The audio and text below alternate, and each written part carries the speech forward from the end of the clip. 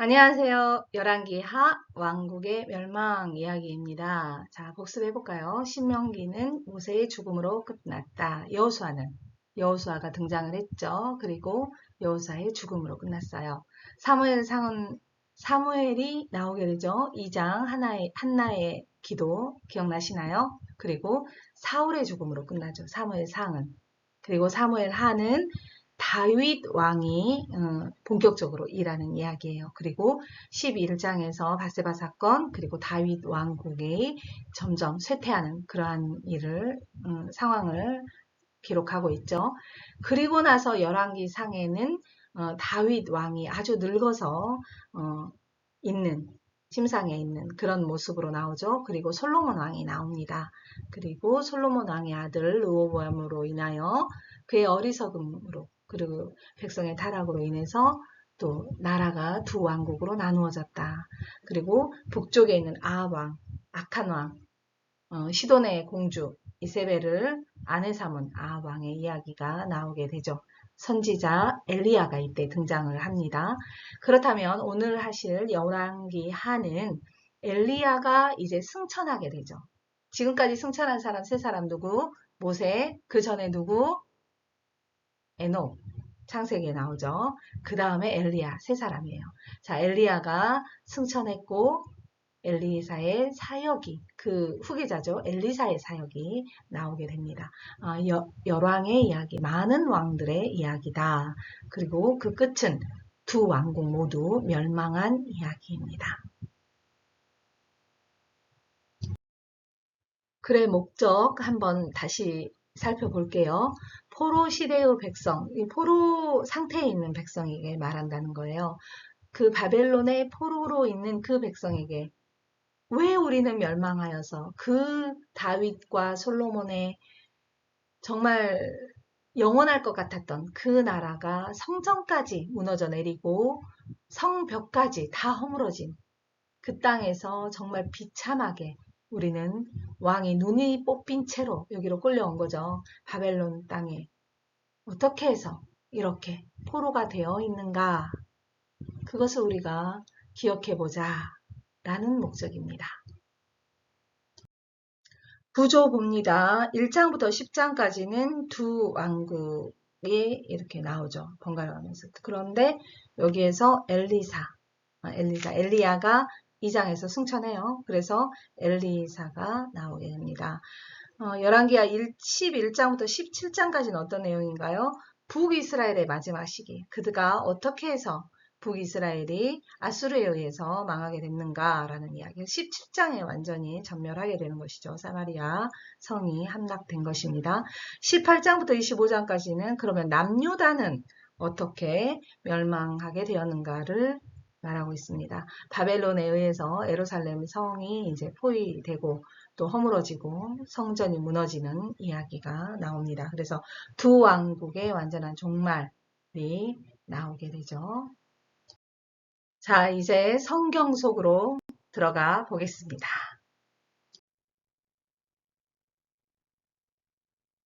열왕기하 1장 1절입니다. 아합이 죽은 후에 라고 나와 있죠. 열왕기하는 아합 왕이 죽고 난 후의 이야기를 쓰고 있습니다. 아합이 죽은 후에 그의 아들 아하시아가 왕이 되었어요. 그런데 그가 난간에서 떨어져 병들자 에그론 오신 바알세붑에게 이 병을 낫게 되겠느냐라고 물어보라는 거예요. 신하를 시킨 것이죠.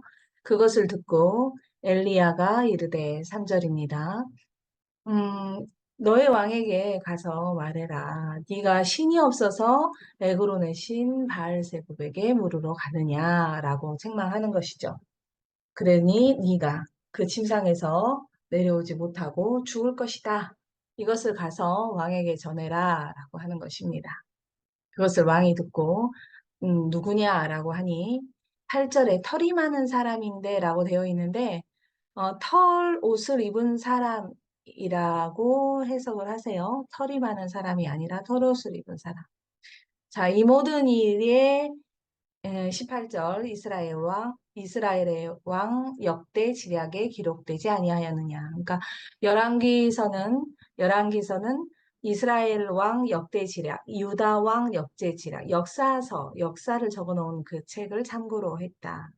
그 책의 근거를 두고 적었다라고 했죠. 자, 2장에 엘리야가 하늘로 승천하는 이야기입니다.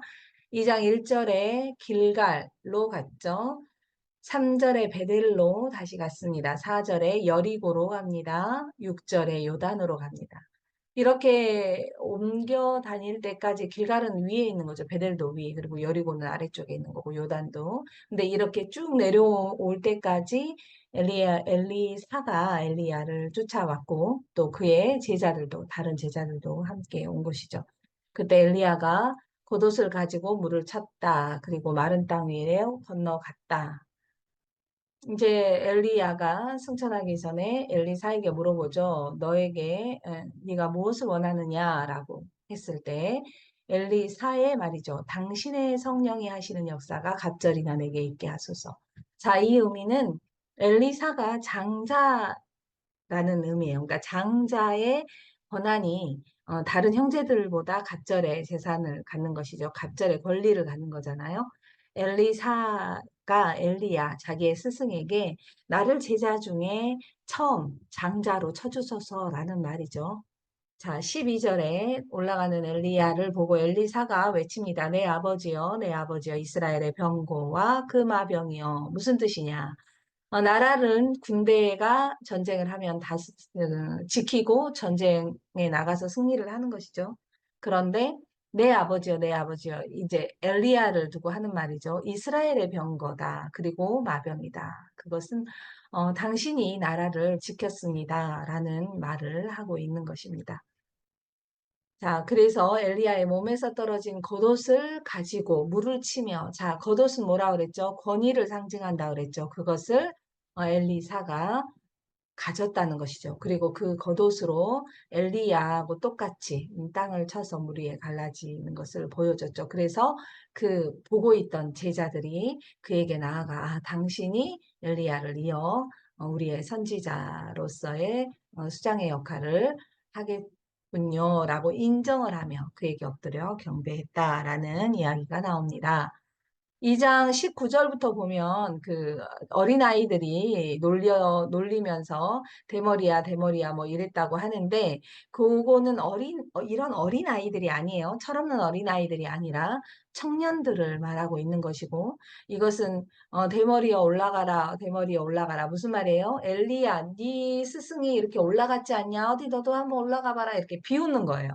그래서 굉장히 하나님에게 하나님을 경멸하는 그런 말, 그리고 하나님의 선지자를 못 오가는 그런 말이었습니다. 자, 아합의 아들 여호람이 왕이 되어서 이스라엘 남쪽 유다 사람 그 왕과 백성들과 손을 잡고 모압을 친다라는 이야기예요. 그런데 그것을 엘리사에게 물어보죠. 내가 이기겠느냐? 엘리사가 이스라엘 왕에게 말합니다. 음, 당신은 아닌데, 당신도 아닌데, 유다의 왕, 그러니까 남유다의 왕 여호사밧의 얼굴을 보아서 하나님이 승리케 하시리라. 모압 사람도 당신의 손에 넘기시리니, 전쟁은 누구에게 속했다? 하나님에게 속했다. 25절에 보면 물맷꾼이 두루다니며 라고 했죠. 이 당시에 다윗이 물맷돌로 짐승을 치고 또 골리앗을 이겼잖아요. 그 물맷돌이에요. 그러니까 물맷꾼들, 그것으로 적을 쓰러뜨리는 그런 나들이 있었다라는 거죠. 어, 과부의 기름그릇이라 그래서 이제 엘리사의 사역이 시작되는 그 상황에서 엘리사가 과부와 아들이 살고 있는 집으로 갑니다. 그래서 그들에게 그 가난한 과부에게 자기에게 먹을 걸 달라. 그리고 네가 기름 그릇을 가져와서 그 기름 그릇 빈 그릇만큼 하나님께서 기름을 채울 것이다라고 이제 그 기적을 일으키는 이야기예요. 엘리야도 과부와 그 어렵게 사는 그 자녀, 그 집에 들어가서 그렇게 기적을 일으켰죠. 같은 패턴이죠. 자, 이것은 무엇을 의미합니까?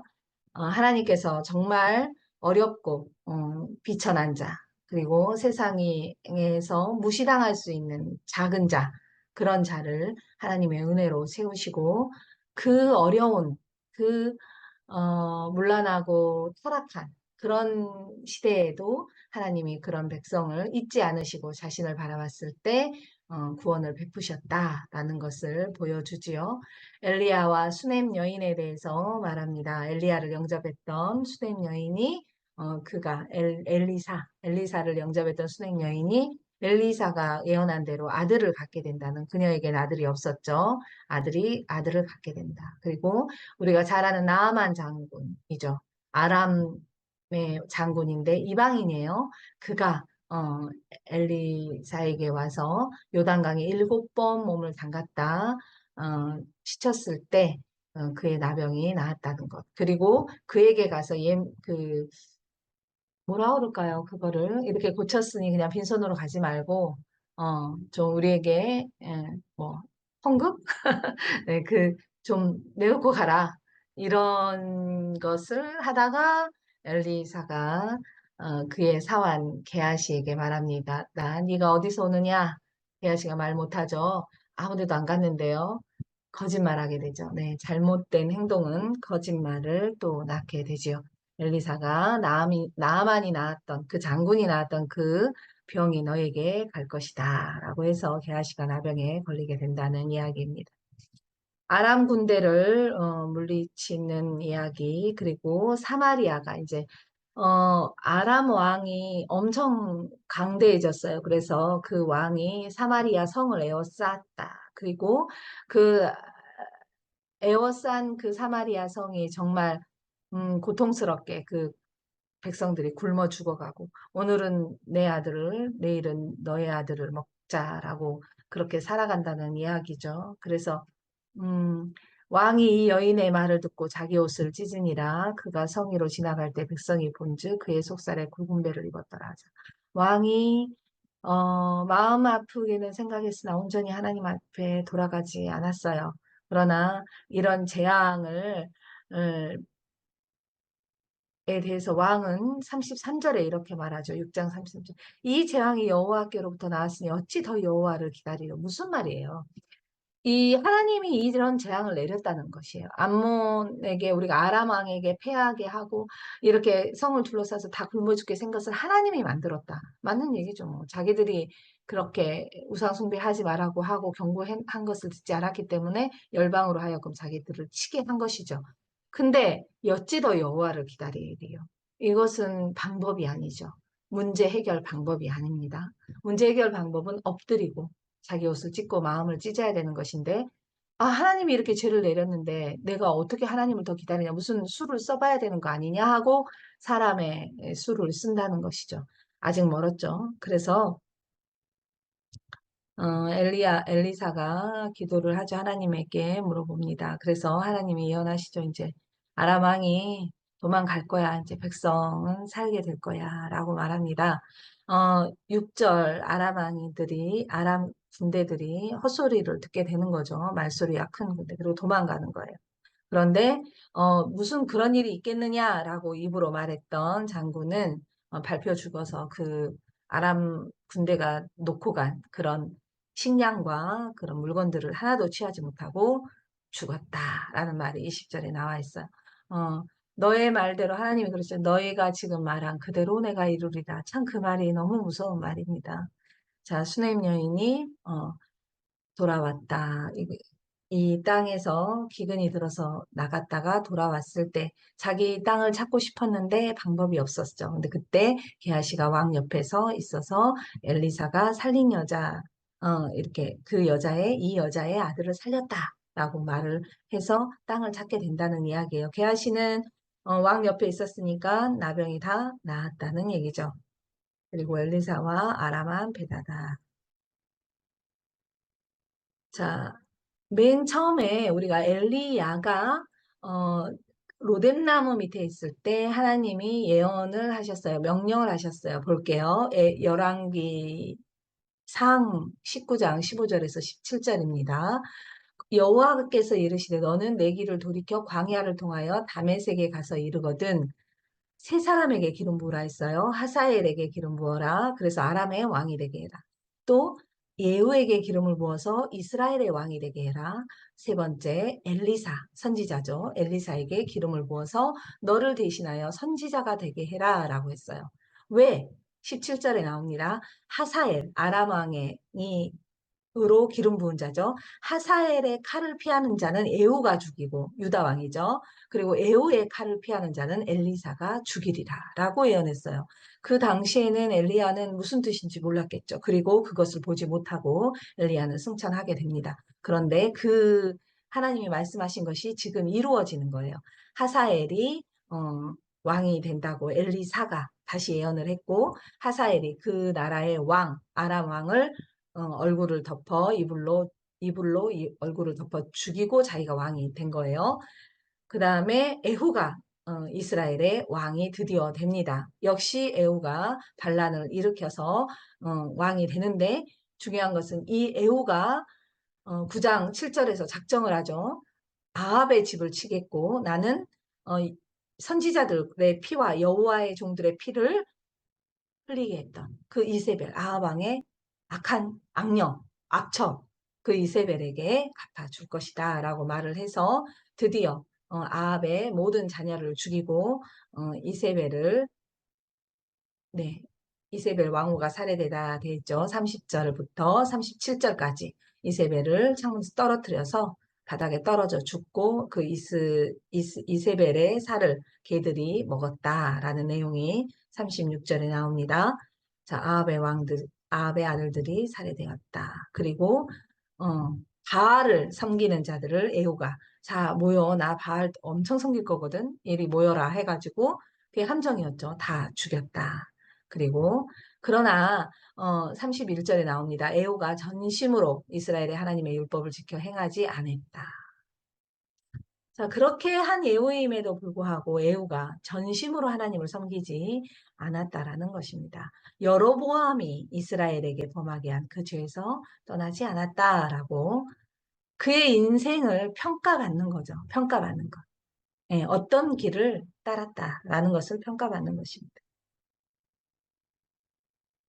자, 아시아의 어머니 아달리아가 자기가 왕이 되기 위해서 왕의 자손을 모두 죽였어요. 근데 그것을 듣고 도망간 아주 작은 아이가 있었어요. 갓난아이였겠죠. 그 아이가 성전에 숨어 6년을 살았습니다. 그리고 7년째 되는 날 나와서 이 아이가 왕의 아들이다 라고 해서 아달리아를 죽이고 그가 왕이 됐다는 이야기예요. 그가 바로 요아스입니다. 요아스는 나이가 어렸죠. 7살 때 왕이 됐으니 어떻게 했겠어요? 성전에서 자랐다 그랬죠. 그 제사장 여호와다. 12장 2절입니다. 요하스 그 왕은 제사장 여호와다가 그를 교훈하는 모든 날에는 여호와 보시기에 정직히 행하였다. 그러나 산당을 없애지 않아서 백성은 여전히 산당에서 분향했다라는 이야기가 나옵니다. 요하스는 성전을 수리했고 그리고 요아스가 유다 왕 여호사밧과 여호람과 아시아가 구별하여 드린 성물 그리고 자기의 성전 곳간 왕궁이 있는 금을 가져다가 하사엘에게 보냈다. 하사엘이 예루살렘에서 떠나갔다. 하사엘이 아람 왕이 된 것이죠. 이스라엘의 왕 여호아스 왕의 이름을 외울 필요는 없어요. 네, 외우시고 싶으신 분들은 외워도 돼요. 그런데 그 과정이나 이런 것들을 좀 더 주의해서 보면 좋을 것 같아요. 네, 이스라엘의 왕 요하스는 어떤 자냐? 네, 요하스는 여호와 보시 요아스는 유다 왕 요아스 제37년에 여호아스 아들 요아스가 사마리아에서 이스라엘이 왕이 돼요. 이게 북이스라엘과 남유다하고 왕의 이름이 또 같아요. 히브리인의 이름은 성이 없다고 했죠. 이름만 있어요. 그래서 이름이 거의 이렇게 뜻이 있잖아요. 뭐 저가 어떻다 뭐 하나님의 축복이다 뭐 화평이다 뭐 여호와는 화평이시다 뭐 여호와는 구원이시다 뭐 이런 식으로 뜻이 있다고 그랬잖아요. 그래서 그 히브리적 이름이 되게 겹쳐요. 그래서 여기도 나왔는데 또 여기도 나오네. 이걸 이렇게 자세히 보면 북이스라엘의 왕, 남유다의 왕의 이름이에요. 각각 다른 사람이죠. 그리고 엘리사가 이제 죽게 됩니다. 엘리사가 병이 들어서 죽음의 이스라엘은 요아스가 눈물을 흘리며 이릅니다. 그때 왕이 유다요. 내 아버지여, 내 아버지여, 이스라엘의 병과 마병이여 하매. 이스라엘의 왕 요아스, 북쪽이죠. 북쪽의 요아스예요. 왕이 똑같은 말을 하죠. 아까 엘리사가 했던 말을. 당신이 이 나라를 지켰습니다. 라는 고백입니다. 그리고 이제 이스라엘과 아람의 전쟁에서 엘리사가 마지막 죽을 때 요아스 왕에게 예언한 것처럼 세 번을 어, 무찔렀다. 적들을 무찔렀다라는 이야기예요. 자, 드디어 이제 17장에 보면 북이스라엘이 망하게 됩니다. 17장 아수르 왕이 사마리아를 차지하다라는 말이 있어요. 자, 이 17장 7절부터 23절을 이렇게 보면 슬퍼요. 그들이 하나님 여호와 16절이죠. 모든 명령을 버리고 자기를 위하여 두 송아지 형상을 부어 만들었다. 아세라 목상을 만들었다. 일월 성실을 경배했다. 바알을 섬겼다. 자기 자녀를 불 가운데로 지나가게 하고 복수가 사수를 행했다. 여호와 보시기에 악을 행했다. 네. 그냥 다 멸절해 버릴 별어, 그렇게 하셔도 별 말할 수 없는 그러한 백성이지만 하나님은 그 백성에게 끝까지 참으십니다. 자, 34절입니다. 그들이 오늘까지 이전 풍속대로 행한다는 거예요. 여호와를 경외하지 하지 않고 야곱의 자손에게 명령하신 그 율법도 지키지 않았다. 오늘까지. 무슨 말일까요? 이 당시에 지키지 않았던 그 백성이 오늘까지. 그럼 과연 이 오늘까지는 언제냐? 바로 포로기 때를 말하는 거죠. 이미 다 망하고 두 왕국이 다 망하고 우리가 지금 포로기에 있는 이날까지 그들은 우상을 숭배하고 있다. 41절 또 나옵니다.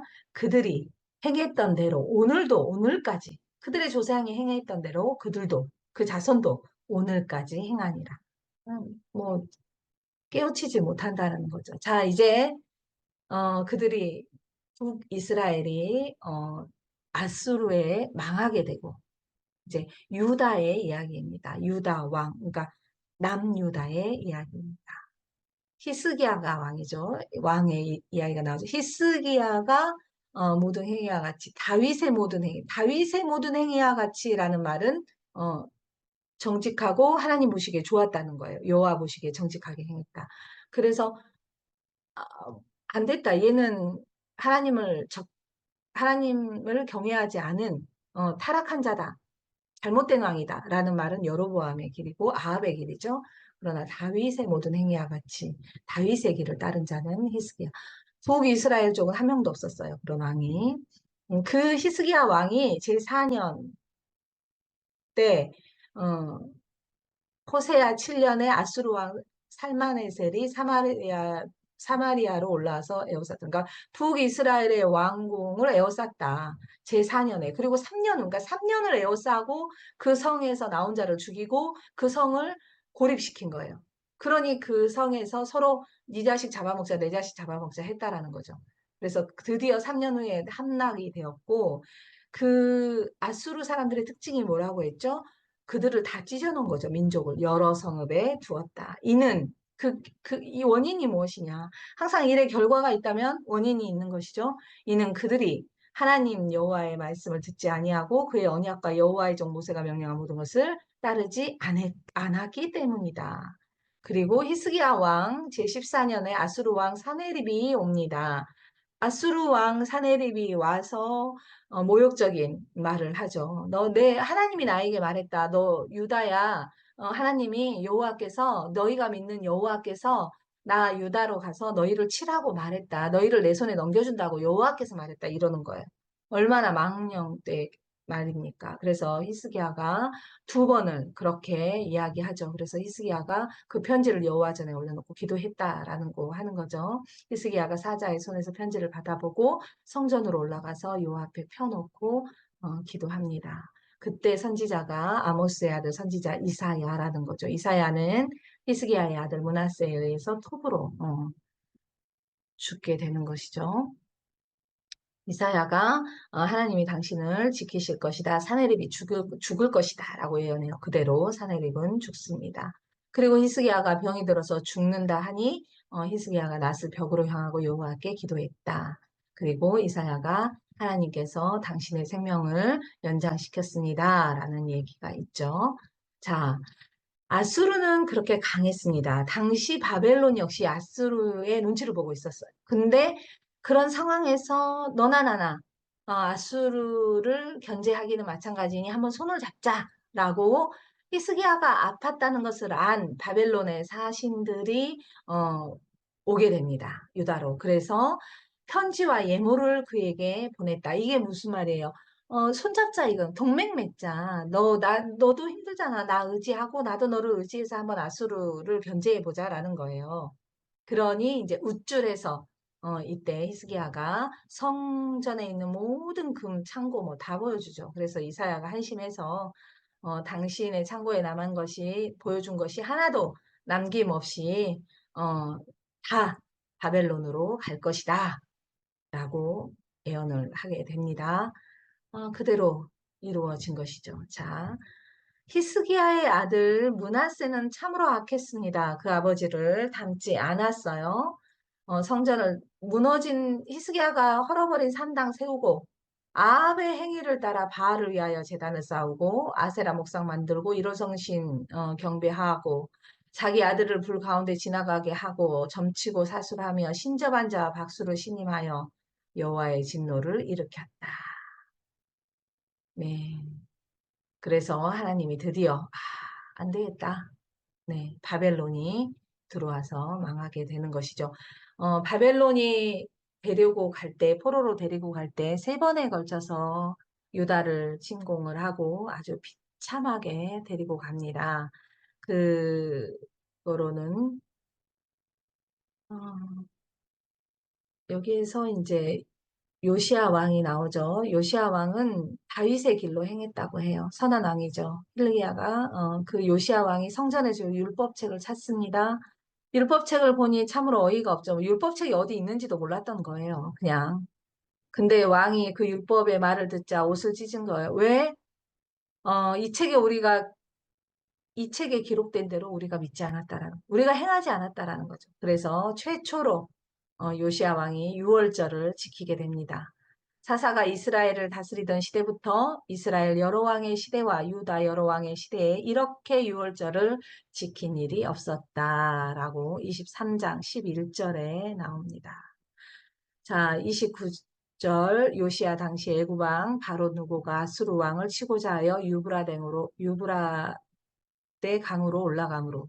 그러니까 애굽 왕이 이제 아수르 힘이 세지고 이게 아수르가 자꾸 밑으로 내려오니까 이제 전쟁을 치려고 애굽 왕이 올라왔어요. 그래서 무깃도로 갑니다. 거기서 싸움이 무깃도가 평평한 평지라고 그랬잖아요. 그래서 거기서 큰 전쟁이 많이 일어났었는데 거기서 전쟁이 일어났을 때 유다 왕이 가는 거예요. 예, 요시아가 가서 거기에서 네, 죽게 됩니다. 유다왕 요아김이 그다음 시드기야 요아 보시기에 악했다. 그리고 드디어 성전이 붕괴됐다. 25장 9절입니다. 25장 9절에 여호와의 성전을 불살랐다. 누가? 바벨론이. 예루살렘 주의 성벽을 헐었다. 자, 성벽 헐었으면 무방비 상태죠. 성 안에 있는 사람들. 성 안에 있는 사람들이 모두 잡아갔다. 자, 22절 25장 12절 시위대장이 그 땅에 비천한 자를 남겨두었다. 그리고 포도원을 다스리는 자와 농부가 되게 하였다. 무슨 말이에요? 사랑구실을 하는 웬만한 사람은 다 데리고 갔다. 그리고 비천한 자, 죽어도 되는 자, 힘없는 자, 약한 자, 병든 자 이런 자들을 예루살렘 땅에다 두었다. 그 땅은 성전도 무너지고 성벽도 없는 무방비 상태의 땅이었다. 위로는 사마리아가 있었겠죠. 그 땅에서 농사 짓고 잘 살아라 하고 갔을까요? 이 땅을 그냥 두면 너무 황폐해지니까 좀 지켜야 되겠거든. 자기 땅이 됐으니까. 그러니까 여기서 농사 지어서 조공 바쳐라 그러고 간 거예요. 그들은 아주 비참하게 살았습니다. 자, 여호와긴 여기에서 이제 그 마지막 왕이죠. 마지막 왕. 시드기야 제9년에 시드기야예요. 시드기야의 9년에 바벨론의 느부갓네살 많이 들어보셨죠? 느부갓네살 왕이 이제 마지막 완전 정복을 하는 거예요. 모든 군대를 거느리고 시드기야 왕 제10 11년까지 포위되었더라. 예루살렘 성이. 그들이 시드기야 아들들을 그들의 눈앞에 죽이고 왕의 아들을 죽이고 그 왕의 눈을 빼서 그를 결박해서 노사슬로 결박해서 바벨론으로 끌고 갔다. 자, 그리고 이것은 유다의 왕 여호와긴이 사로잡혀간 지 37년이다. 이 무슨 말입니까? 포로로 끌려온 지 37년이 지났다라는 거예요. 지금 현재. 그때 어, 바벨론의 왕이 이 여호와긴, 옥에 있는 여호와긴을 꺼내놓고 그를 지위를 회복했다라는 거예요. 그래서 일평생 항상 왕의 앞에서 양식을 먹게 했고 그가 쓸 것은 날마다 왕에게 받은 양이 있어서 종신토록 끊이지 아니하다. 그 왕이 비참하게 감옥에서 죽게 하지 않고 그 왕을 풀어놨다는 거예요. 몇 년 만에? 37년 만에. 그러니 이 열왕기서가 어, 적게 그 기록된 것이 포록이라고 그랬죠. 그럼 37년이 되었을 때 옥에서 나왔다. 이 말은 그것을 본 거죠. 이 저자가. 그래서 포록이 때, 포록이 후반기에 이것을 적은 것이다. 왜 적었냐? 너희가 지금 왜 포로가 되어서 이곳에 있느냐? 그것을 기억하라. 라는 것입니다. 지금까지 열왕기 마쳤습니다.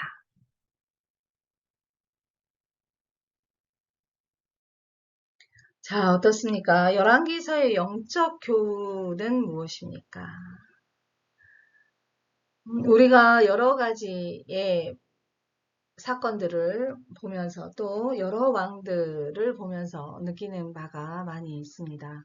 왕의 이름을 외우는 것이 아니라 그 왕이 어떤 부모와 또 살았고 어떻게 나라를 다스렸고 결과는 무엇인가를 우리가 살펴보아야 되겠죠. 열왕기서의 영적 교훈. 자, 솔로몬의 아들은 여로보암에게 10지파를 뺏겼어요. 그런데 하나님이 여로보암에게 그것을 허락하셨어요. 또 르호보암이 솔로몬의 아들 르호보암이 당연히 왕이 되었을 때 그가 아버지가 그렇게 많은 여자를 거느려서 우상을 들여오고 그러한 삶을 살았다 할지라도 그가 또한 선했더라면 괜찮았었겠죠. 그런데 그가 무엇을 택했습니까? 어른들을 다 팽개치고 젊은 사람들과 함께 나는 아버지보다 더 독하게 너희를 거느릴 것이다 라고 잘못된 선택을 하게 되죠. 자, 하나님의 뜻은 무엇입니까? 다윗의 자손을 망가뜨리지 않은 것이었어요.